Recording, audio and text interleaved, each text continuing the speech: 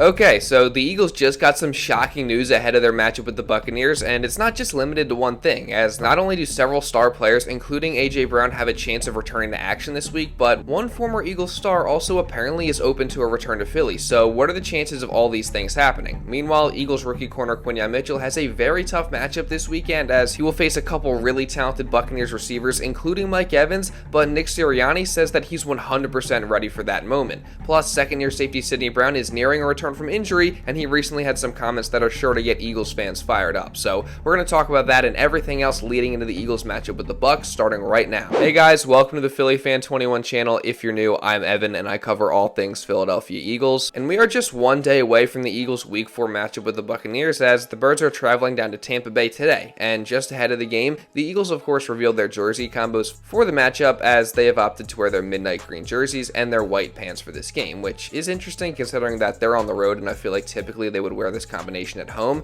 but the Bucs are wearing their white jerseys, so it does make sense. And honestly, I mean, this doesn't really matter, but it is cool to see leading into the game. And something else that doesn't really matter in regards to tomorrow's game specifically, but could end up really mattering later down the road this season, is a report that came out yesterday regarding former Eagle Haason Reddick, as of course that whole saga and situation still has yet to have a solution, with Reddick wanting a new contract extension and the Jets not giving it to him. So then Reddick of course has been holding out and not playing for the Jets ever since, while also requesting a trade, but unfortunately for him, the Jets have not granted that wish either, and he's lost money in this entire process.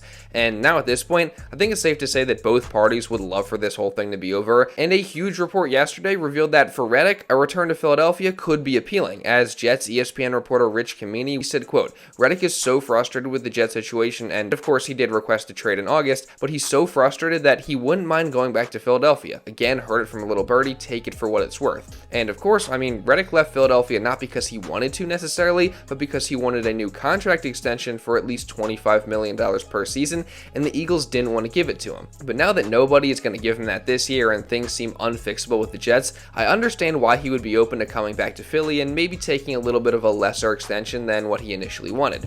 And I definitely do think that it's in the realm of possibility for Howie Roseman to call up the Jets and try to find a way to bring Reddick back, especially with some of the struggles that we've seen for Bryce Huff and the Eagles edge rushers this year. So not saying that anything is imminent or that a return is going to happen, but I do definitely think it's possible, and it's something to keep your eye on moving forward. But now switching our focus back to the game tomorrow, both teams obviously released their final injury reports ahead of the matchup, and they're pretty interesting. Now starting with the Bucs injury report, they got a ton of guys dealing with injuries that were listed, 8 to be exact, and a couple key guys are actually listed as out for the matchup in defensive tackle Kalijah Kancey and safety Antoine Winfield, so that definitely hurts the Bucs in this game. And then a bunch more players are listed as questionable or doubtful, with the biggest name on that list being defensive tackle Vita Vea, as he is officially listed as questionable for the matchup. And Vea has hurt the Eagles pretty good in recent history, so his playing status could wind up having a big impact on how this game goes. And then for the Eagles, they also of course have some big names on the injury report, but all things considered, they got some pretty decent news when this final report came out on Friday afternoon, as 4 guys who were dealing with injuries during the week in Mekhi Becton, Landon Dickerson, Darius Slay, and Milton Williams were all full participants on Friday, and they had no injury designation for this game.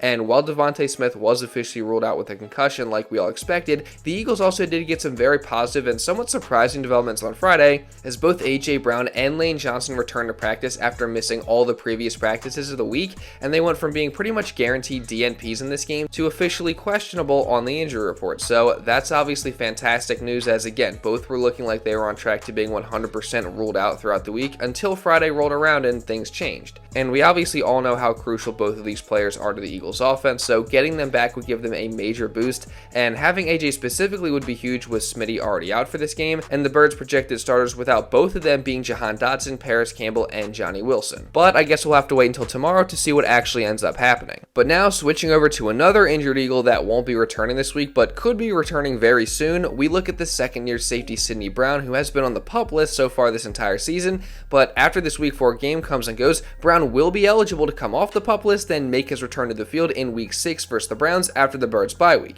And this is super exciting, as Sid showed a ton of promise in his rookie year, and he has a play style that I personally really enjoy watching, as he plays the game super fast and flies to the ball, and he also plays very physical, and he's not afraid to lay a big hit. Plus, he also seems like he has the right mentality coming back from this injury, as he said, quote, "I want to make it hard for them to take me off the field, and I'll do anything to get there. The willingness to do whatever it takes to get to where I want to be. So again, I personally love that mentality, and I think it just shows you how hungry Sid truly is to come back and make an impact. And it'll be really interesting to me to see what kind of role he has when he comes back, whether it's playing snaps in the nickel or dime or just as a third safety. But I honestly feel like there is no way that Vic Fangio doesn't put him out on the field at some point in some capacity, because he's too good of a player not to have out there. So again, I just cannot wait to see what kind of role Sid has and what kind of impact he's able to make when he returns. But for this week, the secondary obviously won't have Sid, and they also have a very big test with these Buccaneers, who have one of the best receiving duos in the entire league. And don't worry, we're going to get into that and so much more in just a minute, but real quick, I do want to say, if you are enjoying this video and don't want to miss any other Eagles coverage or content just like this coming throughout the rest of the season,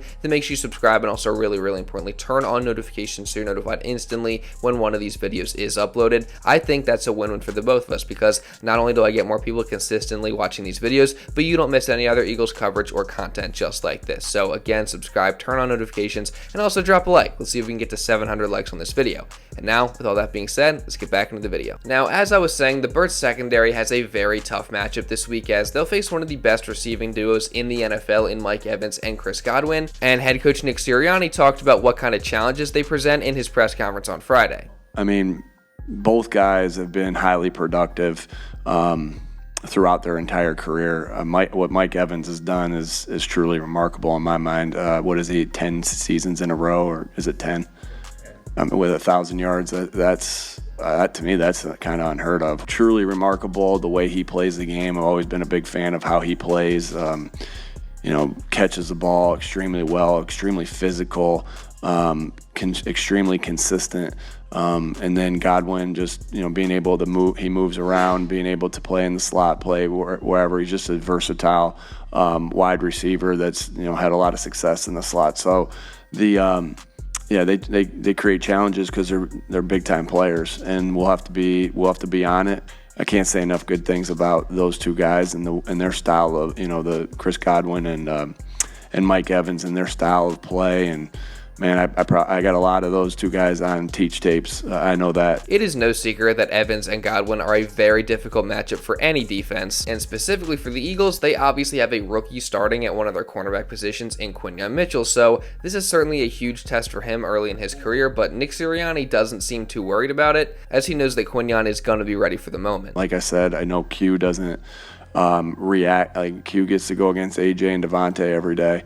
And Q is a guy that is not phased by the moment. So this is a big moment in his career, but I know he'll be ready to play and won't be phased. Like Sirianni, I am fully confident that Mitchell is going to be ready for this tough test, because so far through 3 games, he's been super impressive, as not only does he lead the league in forced incompletions with 7, but there's been 3 separate times, 1 in each game, where he's nearly had an interception. And you can see that he's clearly playing out of confidence and not fear, so I expect nothing different on Sunday. And overall, just slowing down the duo of Evans and Godwin is going to be crucial to the Eagles winning this game, but I think the most effective way that they can do that is actually through the defensive line. Now, last week we saw the D-line bounce back from their early season struggles and have a fantastic performance, and in turn, the defense had what was easily their best performance of the entire season, as they dominated the Saints offense, which came into the game as the hottest offense in the league, and they did it in multiple ways. 1, by stopping the run, and 2, by pressuring the quarterback. So if they're able to do both of those things in this game versus the Buccaneers,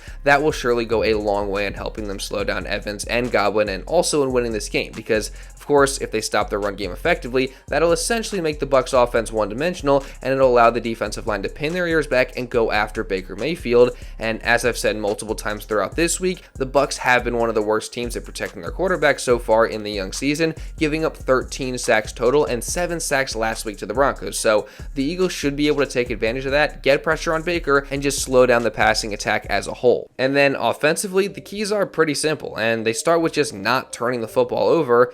The Eagles have moved the ball consistently throughout this season so far, but they have hurt themselves with turnovers in different forms that have cost them points. And the Eagles have now said for a couple weeks that they know that they just can't continue to turn the football over and get away with it. So this week, they just got to clean that up against an opportunistic Bucs defense, and Jalen Hurts specifically has to play mistake-free football. I honestly think Hurts has been great so far this season 95% of the time, but it's in those other 5% that he's had some really poor and inexplicable turnovers. turnovers. So if he can eliminate those, that will go a long way in helping the Eagles win this game. Although I do think NFL analyst Brian Baldinger makes a very good point in saying that some of these interceptions that Hurts is throwing are a result of him just being aggressive, and he can't let the picks stop him from continuing to be aggressive because it's the only way the Eagles are going to get where they want to go. As Baldy said this on John Clark's Takeoff podcast. If they're going to win a Super Bowl, he has to be aggressive. If they're going to run deep into the playoffs, he has to be aggressive. Josh Allen has had that problem with turnovers too, and then he goes almost into a shell and he doesn't stay aggressive and they don't do anything in the playoffs. Like Patrick Mahomes isn't afraid to throw interceptions. He's had his share of them. Some of them get called back, but he stays aggressive. Like I believe that you could keep putting those stats up there. Like the fumble, he wants that fumble back. That's on him. He's got to protect the ball better than that. I held the ball a long time. That's on him. But some of these interceptions, John, he's trying to make these plays in these end zones, and he's trying to score touchdowns. I actually 100% agree with Baldy there, as despite the risk, Hurts has to stay aggressive for the Eagles to get where they want to go. That being said, he also has had turnovers that 100% could have been avoided and were just unwise and not a result of him just being aggressive, so he does need to cut those out both in this game and also moving forward. And on top of that, one of the other keys to winning this game is to just run the ball effectively. I mean, the Eagles are just a much better team and a far more effective offense when the run game and Saquon Barkley gets going, and that's been clear through the early part of the season. So hopefully that happens, and even though I do expect this to be a tough game, I'm going to pick the Eagles to win it by a final score of 27-20. But what do you guys think? Give me all your score predictions down in the comments below. And also, while you're at it, make sure you subscribe and again, turn on notifications so you're notified instantly when one of these videos is uploaded. Trust me, you're not going to want to miss any of the other Eagles coverage I got coming throughout this entire season. So again, hit that subscribe button and turn on the notifications, and also drop a like because that really does help me out a ton. Again, let's see if we can get to 700 likes on this video. And also, if you want to watch another Eagles video going over some news from earlier in the week, you can check this out right here. And now with all that being said, that's pretty much all I got for this one, guys. So thank you all so much for watching, and I'll see you in the next video.